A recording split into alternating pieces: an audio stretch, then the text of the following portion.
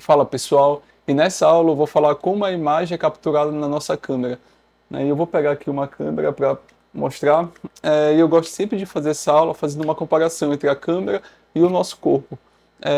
Eu acho muito legal fazer essa comparação porque assim, às vezes a gente pensa que a gente não tem tempo para estudar fotografia, de repente a nossa rotina é muito corrida, mas quando a gente para pensar, a câmera é como se fosse uma extensão, né, dos nossos olhos. Então, eu vou fazer essa comparação aqui para que vocês entendam um pouquinho melhor do que eu estou falando. Se a gente for parar para pensar, o tempo todo a gente está fazendo com o nosso olho enquadramento, né, da realidade, enquadramento do que a gente está vendo. Né? Por exemplo, eu estou olhando para frente, mas eu não sei o que está acontecendo aqui atrás. Né? Então, a gente sempre está fazendo enquadramento. E com a câmera é a mesma coisa.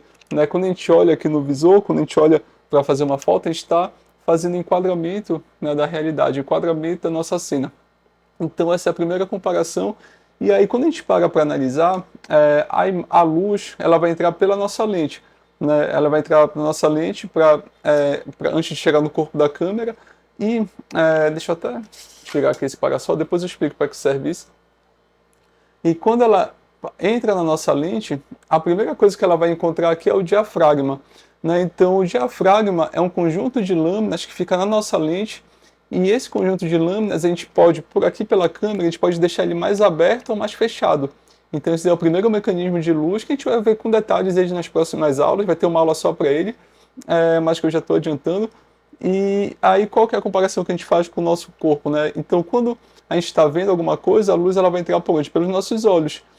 Então, o diafragma da câmera, a gente vai comparar com a nossa íris, com a íris do nosso olho. Tem aqui, eu vou até mostrar para vocês aqui um slide.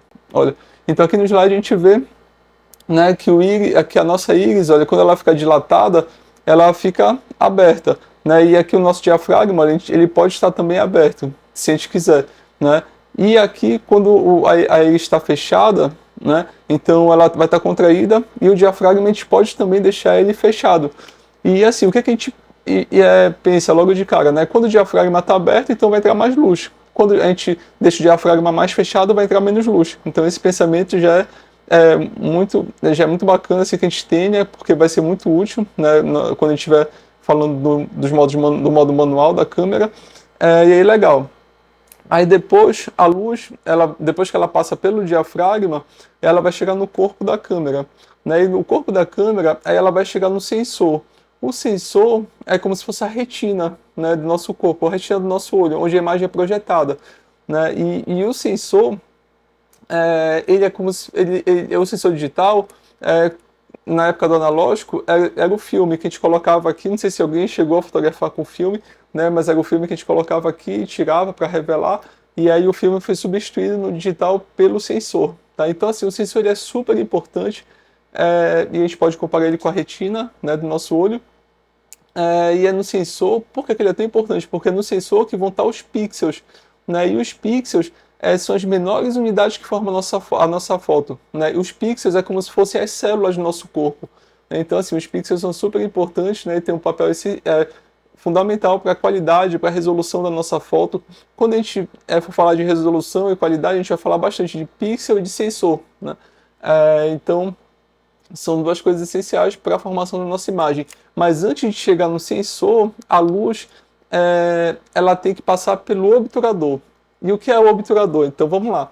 O obturador ele já vai ser o segundo mecanismo para controlar a luz da nossa câmera. O obturador é como se fosse uma cortina que protege o sensor. Então, quando a gente faz uma foto, olha, com uma câmera DSLR, tipo essa que eu estou na mão, olha, então vou fazer aqui uma foto. Quando a gente escuta esse barulho, é o obturador abrindo e fechando. Quando o obturador abre, a luz passa. O obturador é como se fosse uma cortina, né? Quando o obturador abre, a luz passa, e quando ele fecha, né, aí a luz não passa mais. Então, toda vez que a gente falar de obturador, a gente vai estar falando de tempo. Tá? Então, se o tempo do obturador for rápido, passa menos luz. Se o tempo de obturador for longo, então entra mais luz. Tá? Eu vou mostrar aqui para vocês, nessa câmera aqui, isso não é para vocês fazerem em casa, tá? Porque é perigoso que entre sujeira na câmera de vocês. Só para mostrar, olha, quando a gente faz isso, né? Então, o que aconteceu? Entrou, o espelho levantou, tá? E aí, atrás do espelho está o obturador. Aí a luz passou, tá? A luz passou pelo obturador e chegou no sensor. Então isso que vocês estão vendo é um espelho, tá? Aqui nas câmeras DSLR, esse espelho, olha, vocês estão vendo bem aqui, né? Esse espelho, eu vou colocar a lente só para mostrar para vocês a função dele. Quando a gente está olhando aqui dentro, tá, da lente, sem bater a foto, a luz ela chega nesse espelho e ela vai refletir aqui, aqui em cima, e a luz vai chegar no nosso visor. Tá? Então tudo que a gente está vendo aqui com esse tipo de câmera, que é uma câmera DSLR, que eu já vou explicar melhor o que é resultado do reflexo do espelho. Tá? Se você tiver uma câmera mirrorless como essa, ou uma câmera compacta como essa aqui, né, elas não têm espelho, é um processo digital, tá, que a gente vai ver mais para frente.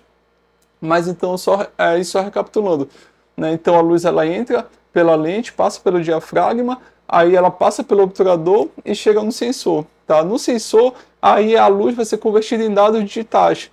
Tá? E todo esse processamento interno que acontece na câmera, ele é feito pelo processador, que o processador é super importante também. Quanto mais atual o processador, né, melhor, mais rápido é a câmera, e o processador é como se fosse o nosso cérebro, tá? Que a gente, então é outro item que a gente vai estudar, tá, nesse módulo, que é o processador.